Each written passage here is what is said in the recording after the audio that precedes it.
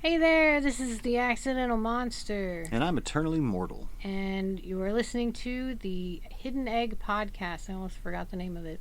Where we talk about vulnerability, kind of, and stuff. And things. Yep. Hello. Hi. Welcome back, or welcome for the first time, or welcome for the negative time, if that becomes a thing in the distant dimensional future. How do you have a negative time? We'll find out.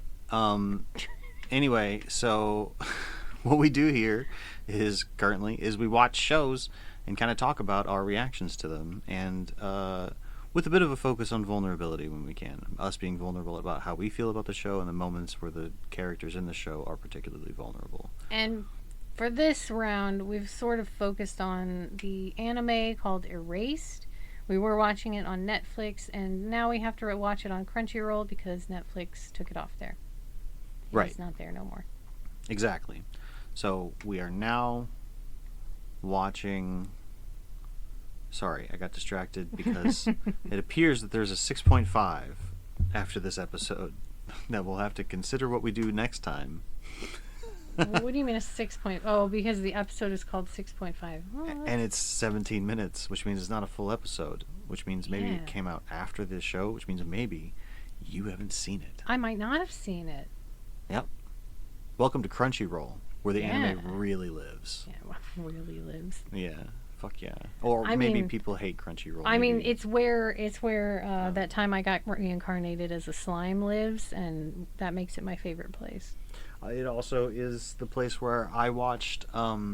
Is it wrong to find a girlfriend in a monster dungeon or something like that? Oh yeah, I heard. I heard about that. I never actually watched that. I loved it. Isn't it I a had really game good- also? I don't know. I might be combining two different things for the Hmm. title, but there's an anime where a hero goes into a dungeon. Yeah, and then finds a bunch of girls. Yes, and it's amazing, and I loved it. I thought it was adorable. It sounds kind of cringe. Oh, everything I do is cringe. Everything. Yeah, I work hard to stay on the cringe side of the line and not cross over into creepy. Okay. All right. But okay. Anyway, welcome back. So what's happened up to this point? We're on episode 6. We are on episode 6. So episodes 1 through 5 were quite a journey. So we have the main character. What the heck is his name? Satoru. Yeah. There we go. And he has these like flashbacky things where he calls revivals, where he actually goes back into the past some number of minutes, days, or even years, and is kind of tasked with changing things To save a life. to save somebody's life It would seem. in his present day. And he did that in the very first episode by like going back, I think 10 minutes maybe, Maybe way and less than that. saved I a don't know. kid's life From a truck driver. And there was some other stuff that happened, but then there was a thing that was brought up about how his childhood was really messed up because people kept dying or kids kept getting abducted or whatever, and another revival thing happened involving a child that may have almost gotten abducted but then didn't. And Satoru's mom was there, and she started digging into the past about the child abductions, and then ended up dying. Yes. Somebody killed her. The show is sort of leading us to believe that the person that killed Satoru's mom in the present. What is the present year? I can't remember. 2006. 6. That's right, 2006.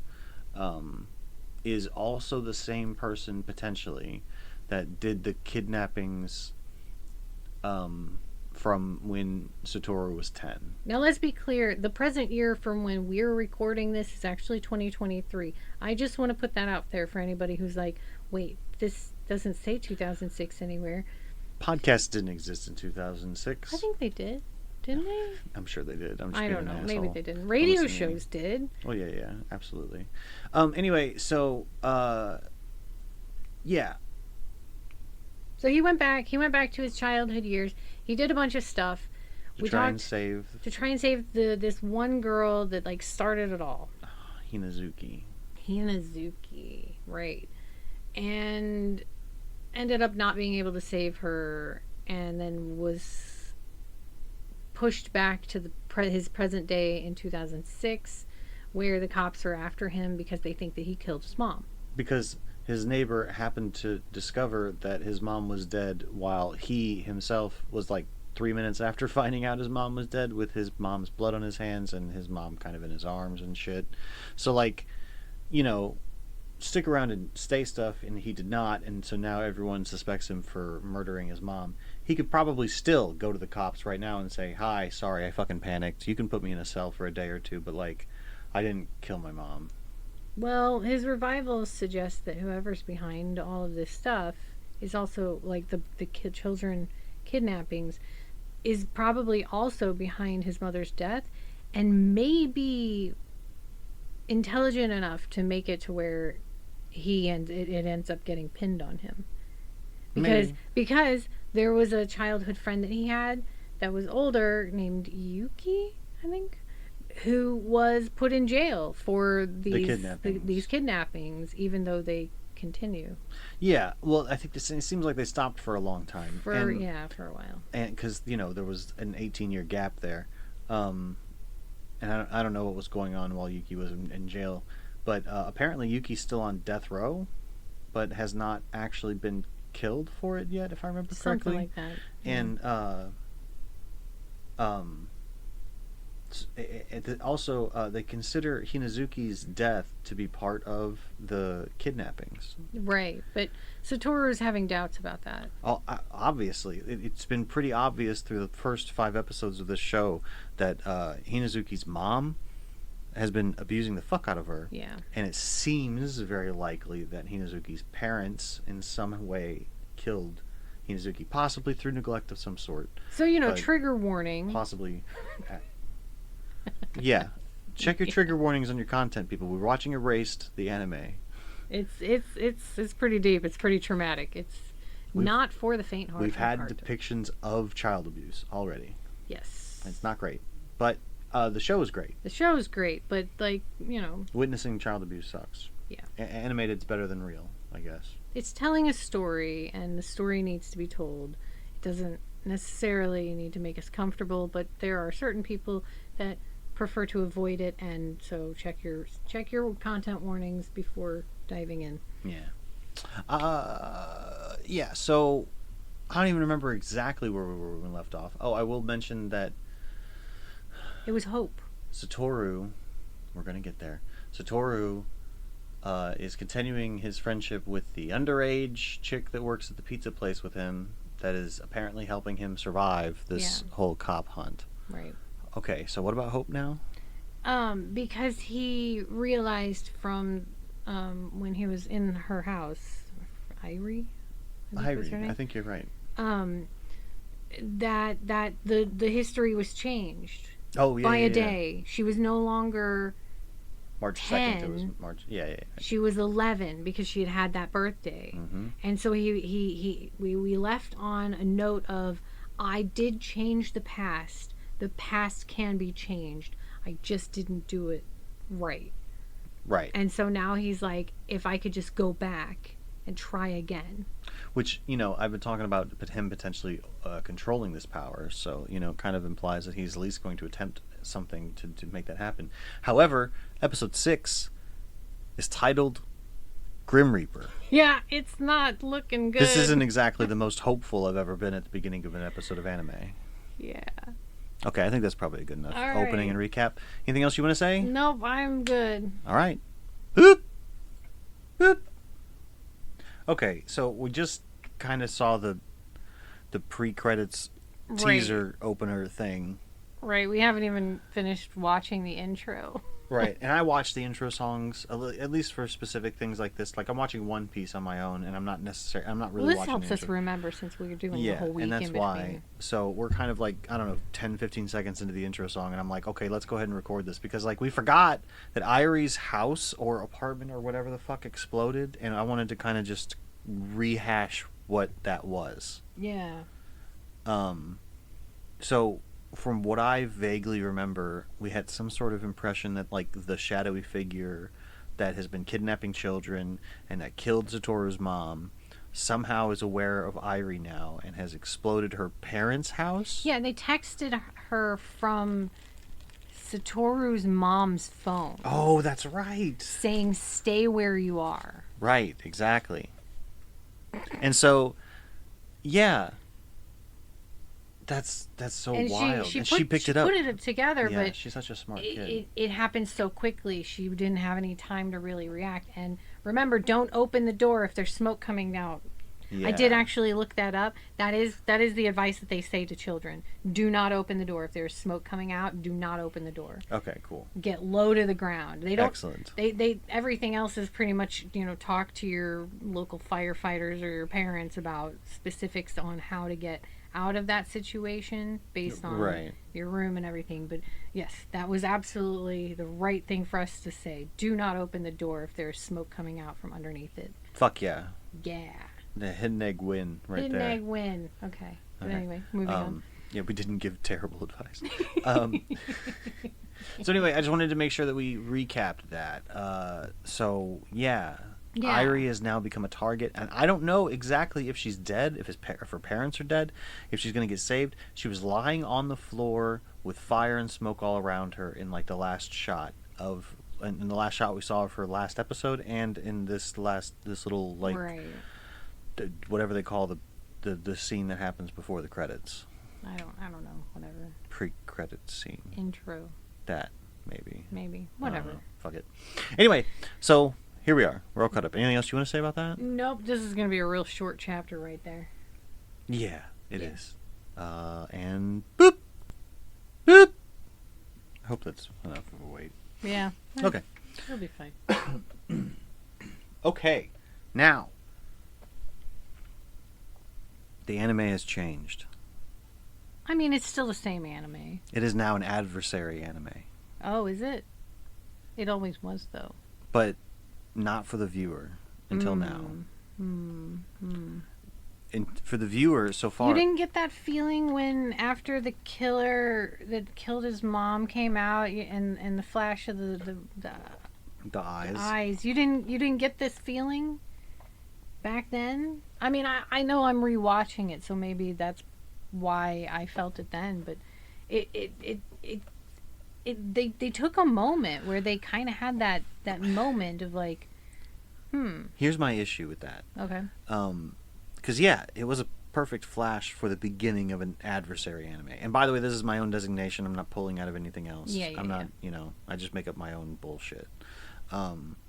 But yeah, it did have the beginnings of an adversary anime. But Satoru has not come across as any sort of hero or badass at any particular moment. Hang on. I'm just going through my own little tropes. Okay. He is not physically strong and active. No, but he gets to go back in time to save people's lives. And he saved people's lives. That feels absolutely. very hero-y. It's very hero-y, absolutely. And that's just not what I meant by hero-y in that moment. That's totally fine, though. Anyway, you have weird definitions. I do have weird definitions that no one else should hold to. But I wasn't expecting it because it became very, very slice of life after that for a long time. And this dude has not made an appearance. I have not seen his eyes doing anything. You get to see more of fucking All for One in My Hero than you do of this dude so far. And so I'm surprised by Satoru's now focus on the bad guy. That might make it, when this all ends up, it might make it one of the best adversary animes. You know what I mean? It just depends on how it resolves and everything. I'm going to say it's really difficult for me having watched it before because I see things right now that you can't possibly see and I can't talk about them because then they're spoilers. Which is why we should probably try and watch something that neither of us have seen maybe next. I still think the next thing that we should watch is the regular Magic High School because it isn't a trigger heavy thing. It's a nice slice of life fantasy anime. We should probably go ahead and finish that one up too. Yeah, it's also we'll see pretty short too. And then after that, One Piece. We're never watching One Piece. We would never get through We it. would never finish it. I'm sorry, but I gotta say no to some things. And that, it's like if you were to say, let's watch Hunter x Hunter. No, it's way worse. Yeah, it's way worse, I know. But, like, that's the extent. Or Fairy Tale. Like, those are things that I have actually finished. And I still would say no to those. Because we would never finish them on a podcast doing it once a week. We would never get through it. It's just not. It's not possible. Right. But anyway, distractions aside, I wanted to pause here because, like, you know, Satoru is really starting to, like, change his facing to being against a specific person. You know, he's really starting to understand that all of this is coming together about one thing. It was all about saving his mom before. And then it was about saving the girl, but now it's about figuring out who's doing the stuff. Right. It's about stopping the killer. Right. Which is it's definitely a different focus. Yeah. And also it kind of, sadly, a little bit means that we're probably not going to get a universe where Hinazaki is alive. We'll see. We'll see. We'll see. We'll But see. as a viewer, my hope for that future is hanging on by a very small thread. Right. Okay, I think that covers all the things I wanted to talk about. Except for the gross. Oh yeah. So, first of all, I think I called it that that Satoru was gonna go in and save Irie. You did. Last episode, you did think that. I'm like, but he's under a bridge. Why would he even be there? And I still, why was he there? I could have sworn that at the end of the last episode, I just have a vague memory of him being on the way to Irie's house because he was like staying there for a little bit. No, she said that she was going to go get him some things. Oh, but he had to stop staying there because they. Yeah, and he was supposed him. to stay. I thought the agreement was that he was going to stay under the bridge, and then she was going to go, just get some things for him, you know, whatever, to be able to stay under the bridge for a little bit. And then she was going to kind of go back to her regular life and then check up on him. I don't know what the plan was. Remember after that, the manager sold him out, and also. Said something to her, and so she was like, you can't stay at my house anymore. Right. Because the manager was going to cook. Right. So why was he there? They had already gone back to the bridge. Right? And she said she was going to come back with some stuff. So I don't understand. I feel like that's a plot hole. I feel like that he was even in the area to notice that her house had exploded. I feel like he went out because the manager was a creep. And then, you know, he gets in there and he saves Irie from the fire. He's trying, but he's weak. Yeah, he can't get down the stairs with her. And manager comes in and helps save her life, to his credit. Does to his credit, but it's all like, I'm taking the credit for this. I'm taking the credit. Get out of here. Stop involving Irie in your bullshit. Stop getting Irie involved in your whatever you're mixed up in. I don't remember what he said, but yeah. And like, without his earlier grossness, that would have been something kind of respectable. Yeah, and I'm taking credit for it. Could have just been like cheeky, silly. Yeah, but no, it's like, gross. Yeah, it's gross. And we identically said gross at the same time. Yeah, at the same time. It was cute. It was kind of cute, but like also gross. It was, yeah. The show part was gross. We'll see. I hope that this doesn't lead to anything terrible because, you know, this could be a moment that the manager dude uses to manipulate. But Irie did slip her cell phone to Satoru, which had a damning message on it. Yeah, because that message pretended like it was coming from Satoru. Yeah. But using Satoru's mother's phone. And she slipped it into his pocket knowing, because she had figured out before the blast, she knew that this was a setup. Yeah. And she put it in his pocket so that the police couldn't get it off of it and use it as evidence against. So we're obviously dealing with an intelligent adversary. Right. And somehow this 17-year-old girl was smart enough to foil that adversary's plans. That can't bode well. I don't remember if they, like, this isn't something that's coming from memory or not, but I feel like now Irie is probably a little bit on that adversary's hit list too, just because she outsmarted him in that way. Well, she was supposed to die. Yeah, well, she was supposed to die and have that phone and leave that phone as evidence. Right. And so because she's not dead, I'm pretty sure that yeah, the plan is going to be to kill her and continue to try to make it look like it's Satoru that killed her. Right. So she's in a lot of danger now. Yeah. And he's focused on the adversary. I wonder if that's going to play into it. I don't want another person to die, but also at the same time, I don't want Satoru to date a 17-year-old. Yeah. The 17-year-old is an amazing person. Yeah. I want them to find somebody between the ages of 15 and maybe 19. Or maybe wait a couple of years and then find whoever the fuck you want. Right. But, like, why do we need to have any sort of... I don't know. Maybe it's my fault. Maybe I'm the asshole here. Maybe they're not showing any sort of relationship ideas at all, and I'm just the one perceiving it. I mean, it's a possibility. Satoru doesn't seem to be making any advances. He does not, to his credit. So, to his credit, there isn't anything gross happening on his end. No.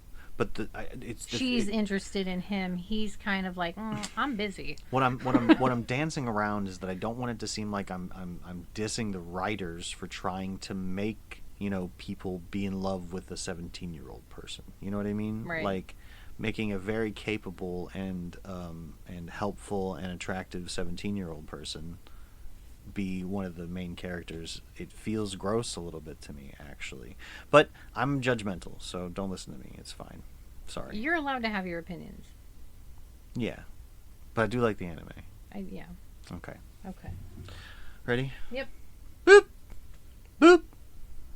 Timestamp 6:11. Sorry about that from the last one. I think it was 4:27. Don't know if it helps you now.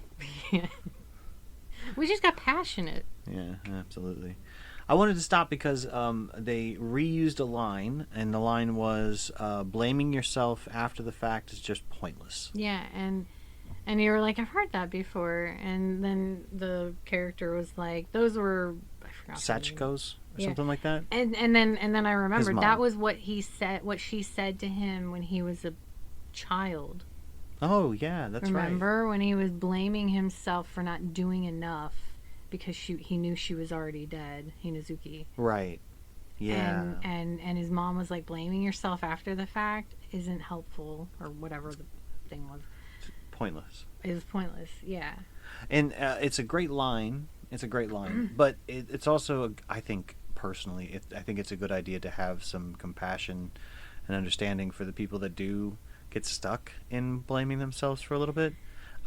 Certainly, Yeah. I've been in that boat where I've blamed myself for far, far, far too long, and I'm a smart enough kid to know that when somebody comes to me and they're like, "You're not really to blame, mortal. You can let that go." I'm like, "Yeah, I know. Not quite sure how yet." I think it's a little dangerous for people who don't really feel guilt about doing things that hurt other people, though. But I do think that there are probably more people that are suffering from blaming themselves unnecessarily than there are people that would potentially change by trying to harp on the fact that they should probably feel bad about things. Like if you don't feel bad about doing things that hurt other people, there's probably not a line out there that's going to impact you Sure. very deeply. Sure. That's probably something for a professional. Uh-huh. So, like, I agree with that. there's this part of me that's like, well, after the fact is absolutely the moment where you need to assess whether or not you have done something wrong, because that's how you learn. But I understand the spirit in which, and there may be a lost in translation thing here, maybe. where there's definitely the element of focusing on that guilt is not, it's not helpful. It hurts things. Stop focusing on the guilt. Focus on what to do with the situation, and you can't move forward in the situation and hold on to that guilt at the same time. Right. Exactly. Mm-hmm. Yep. And looks like Satoru was a little bit taken aback by hearing it again. I mean, he looked like that when he was a kid, when she said it the first time. Right. And, okay, so we're talking to here an associate of his mom's from her media days, Yeah. because she was apparently part of the media. Yeah. And it sounds like, because Satoru is now being targeted by a intelligent, powerful person Yeah. that is obviously doing a lot of harm in the world. Mm-hmm. So he needs help. And someone deep in media, not a bad pick, honestly. Right. Well, I mean, and his mom was in media. Right. You're about to sneeze. Yep. Maybe. Someday. Gross. And it was actually the fact that she was in media that put her in danger to be targeted, to be killed. I think. His mom. Yeah. Because she was digging. She was digging through her contacts because she was like putting the pieces together. Right. And I think she had figured out who the killer or abductor was. Mm-hmm. Or at least was on the verge of it. And I think that that's why she died. Possibly. We'll see. We'll see. Okay. I think I'm ready. Are you ready? I am ready. Okay. Boop. Boop. Okay. So we're at timestamp 1414. 1414. And we have met Irie's mom. Yeah. I almost thought my original hypothesis that Hinazuki, Irie, and Satoru's mom were all the same person was going to come true. I really did. Yeah, no. When that happened, I really did. No. Okay, so a lot's happened since the last timestamp. We understand a little bit more about the investigation into Hinazuki's murder. We know a lot more about how that murder occurred and what happened surrounding it. And it's possible by the list of suspects, which there were only apparently like 5, that Satoru might already at this point know who the killer is, or the abductor killer. I don't. The bad guy. The bad guy. The adversary. He may know who the adversary actually is at this point. Right, and he deduced quite smartly that during a 24-hour period of time between when his mom saw the bad guy about to kidnap a child and when she died, that bad guy got to the pizza shop and saw the schedule of getting behind the counter to see their schedule, to see when he would get off work so that he could time it just right. Yeah. Mm-hmm. So which meant that Irie wasn't just targeted because of helping him under the bridge. She was also targeted because she probably saw his face. Yes. When he did that. Exactly. Which is I'm excited about it. And then the media bro that Satoru was talking to was like, okay, well, I'm going to go to the hospital. Immediately fixing the problem. Didn't have to fucking convince him to do it or anything because Satoru can't go anywhere. He's right. Yeah. Wanted. So right. This dude going to the hospital to go talk to Irie, who is probably going to be somehow manipulated. We've already seen Irie walking around a couple of times with like the cops being like, this poor girl got manipulated into helping this kid kill his mom. Even her aunt and uncle were all like, oh, I'm so sorry that we didn't even notice. And she's just like sitting there and we get her thoughts. It's just like, this isn't what happened. This is all wrong. They're all wrong, but who's going to listen to me? Right. Who's going to believe me is what she said. And I wanted to go off at that point and be like, kids, just tell somebody. Yeah, but somebody will believe you. This is a conspiracy situation where the majority of people are very not going to. They're not they're not involved in the conspiracy directly. Like they're not meaning to be part of it, but fear spreads. Yeah, I know. And they believe that this is the right answer. And so their fear that if they don't catch this person, somebody else is going to get hurt, makes them actually a very integral part of the conspiracy because they don't ask these questions. And they won't believe people that speak up. Even, like, because they'll think that she was being manipulated because she's so young and so impressionable. And she's just lying because, because he told her to, or because she's scared. They'll make up whatever they feel like they need to stick to that narrative because they're afraid, because they need to do their job to save somebody else. Right. Exactly. And the manipulators just use that fear to make sure that people don't speak to each other. There's so many times that just communication can solve some of these problems. But yeah, the fear of not being heard or understood or being left out or targeted or othered is very strong. Well, I'm just pointing out that it's on both sides. It's her fear of not that keeps her from talking to them is justified because their fear makes it to where they won't listen. So it's not just about getting up the courage to talk to somebody, but also finding somebody that isn't so overwhelmed with the fear that they will listen. Right. Which is what Satoru did in being able to reach out to that person. Mm-hmm. And I think he found them because of the number. The little piece of paper with the phone number on it that he found, you know, when he went from his mom. Right before he found out that his mom was dead. He was all like, it was on the floor, and he was like, can't she pick up after herself? And he picked it up and put it in his pocket, not even thinking. And then that was the number I think that he called to get a hold of this. Fantastic. This guy. I missed that completely. So fantastic, excellent.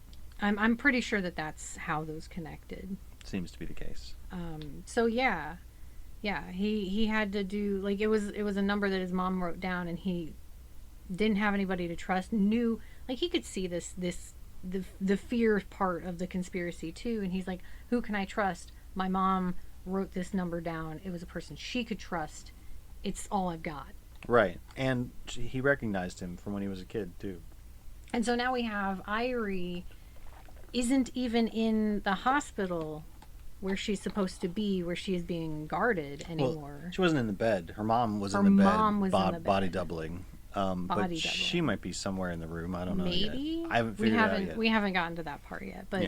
But yeah, it wasn't Irie in the bed. It's Irie's mom body doubling. Right, and it wasn't Satoru's mom either. No, why would it be Satoru's mom? She's dead. Well, because they're all the same person. They're not the same person. Okay, I'm ready. Are you ready? Okay, I'm ready. Boop! Boop! I have tears a little bit. I'm glad I trusted you, is what he said. So we're at 2054. It's almost over, the episode. But it's such a... I still only have that second half of the line. I don't even remember the first half anymore. But he said, you've got it all wrong. It's because you believed in me that I can continue. Right. Yes. I'm glad that I trusted you. Thank you. Yes. Ivy. Yeah, absolutely. It was the right thing to say, and he thought about it too, and he didn't even have to fucking revival to do it a second time to get it right. That's pretty amazing. Well, revival's not 4 times like that. It's for saving lives, man. But yeah. Now he's getting arrested. Now he's getting arrested because Irie left the hospital. Her mom helped her leave the hospital. And she went to go meet up with Satoru under the bridge again. And they met up and they talked for just a tiny little bit. And then the police had followed her. And now he's being arrested. Yep. It's very sad. And she is heartbroken because she's like, they followed me here. Even though I tried really hard to get here alone, they followed me here anyway, and I'm so sorry. And she's like just crying her eyes out because she's like, I have failed you. From her perspective, she's now witnessing the end of his life. His life is now over. He is going to be either imprisoned or killed. Yep. And so, and it's probably somewhat similar to how he felt when they arrested Yuki, who is still on death row. Yep. This dude this bad guy has impacted far more lives than he's taken. So he's a piece of shit all around in a lot of ways. Mm-hmm. And it's starting to point to the possibility that this dude is a city councilman or some sort of government official. Potentially. One of the possibilities of who this is a government official. And they're also making it very plain that the cops in this situation and also the situation 18 years ago are more interested in having a nice, tight story with no loose ends than with actually I mean, that's serving always justice. the case, though, and that's the big argument that we all make when we talk about police and them how they do their job. Their job is to apprehend criminals, but what really ends up happening is that their job ends up being doing what seems to make the most sense and to wrap it up into a nice narrative so that the rest of the people feel safe. Their job isn't actually to find truth. Yeah, that's bullshit. It should be. But you can't. That's why there are detectives and then there are police. Detectives are. I know, and they part of the should be police. different. They should be a separate entity because of this problem. Because you Sure. can't have the people enforcing the laws be the ones that are looking for truth, because they have to enforce the narrative of the immediate situation, and it has to be black and white for them. But we need another group of individuals that do look through the gray areas to find the truth instead of what makes the most sense by the narrative, because there are people that are smart enough to make this shit look plausible. Sure. Yeah. So that it's easier for the cops to just take that and be like, yeah, that makes sense. We're gonna run with that.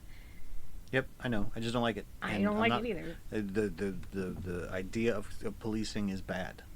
I don't think the idea of policing is bad. I think the idea that we have in America of policing is not as helpful as people want it to be. I understand. It's not quite how I meant that phrase, but I understand. I'm It's a good. delicate situation. Are you ready to continue? Sure. Are you ready to continue? Yeah, I guess so. Okay. Boop. Boop. Okay, we finished it. Yeah, we're done. So the adversary's first mistake has been made. Was it a mistake, though? To show himself? He doesn't know about revival. It's not like revival is something like that everybody knows. That's not what I'm talking about. So, like, the idea that he could that the victim now, Satoru as the victim, could potentially go back into the past is not even a thought in his mind. Yeah, I know. I'm aware of that. That's not my problem with it. My problem with it is beyond the scope of the mentality of the characters. It's about the meta to an extent, to an extent, because he's there to gloat.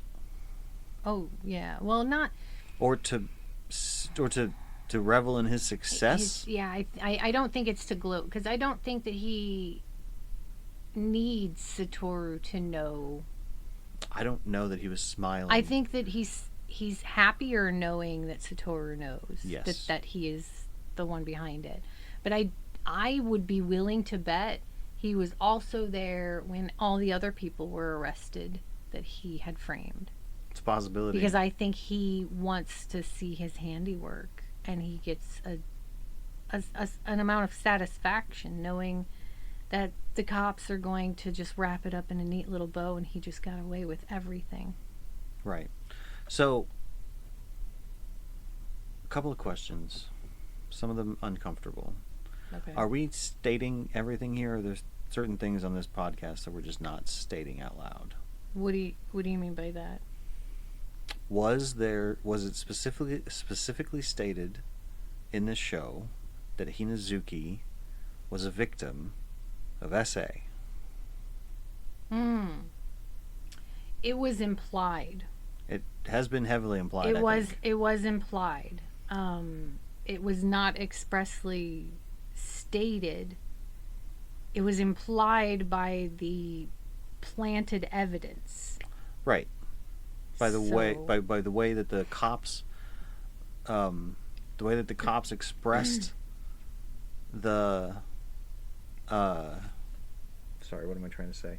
The case, because because Satoru got to see from the media guy let Satoru see the official case basically from the Right. cops, and the way that they expressed what happened, their version of what happened, is that Jin Yuki did whatever and made it to where the girl was almost dead, and then a time later returned her.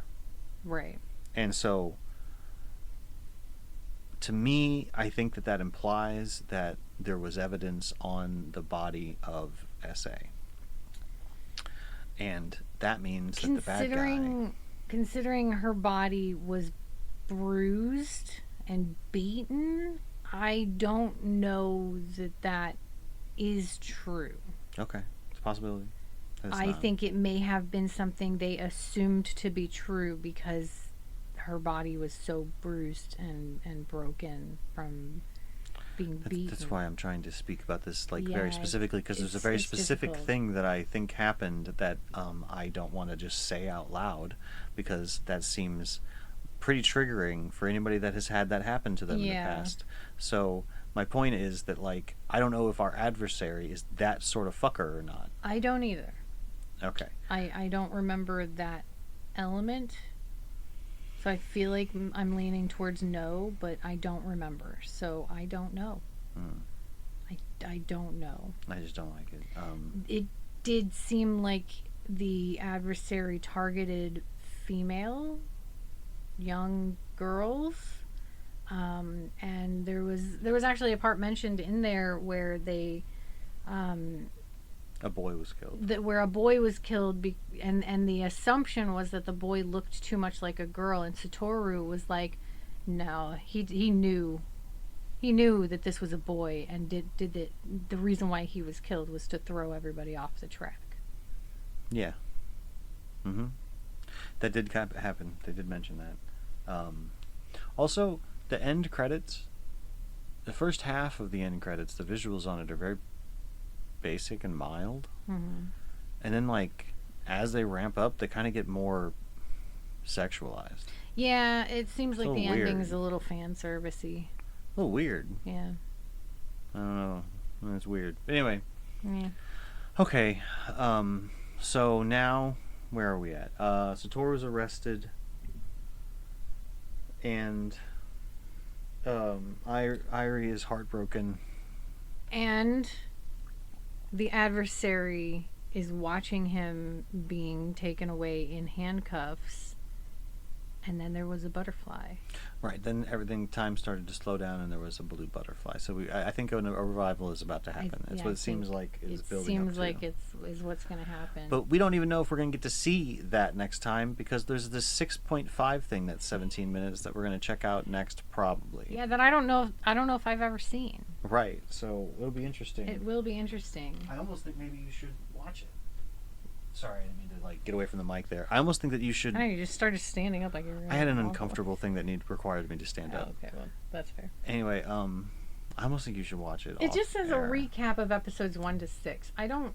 Oh, maybe we don't need to watch it. I don't think that it's necessary.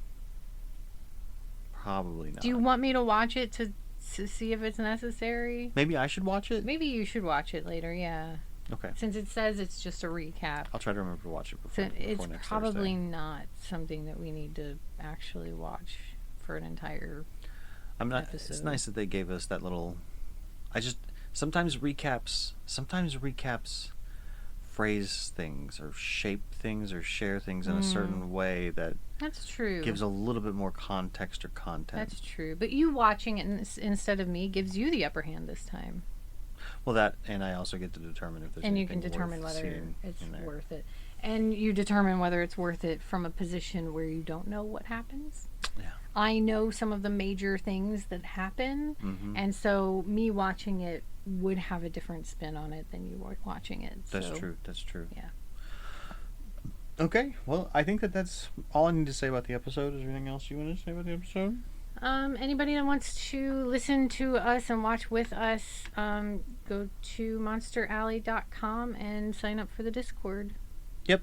Feel free.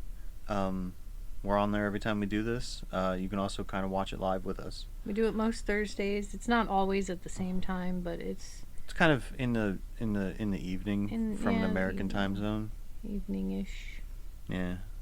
Um, but thank you so much for hanging out with us. If you're still here, I hope you've enjoyed listening to us talk about this silly anime. It's been an interesting journey so far. I'm really enjoying it. And I guess that's all I have to say. I don't know if I could call it a silly anime. It's pretty deep. Everything's silly. You're silly. I am. That's true. But no, I have nothing. Okay, well, I'm Eternally Mortal. Thank you for being here, and I hope you find smiles this day. And I'm the accidental monster. And follow yourself. Always.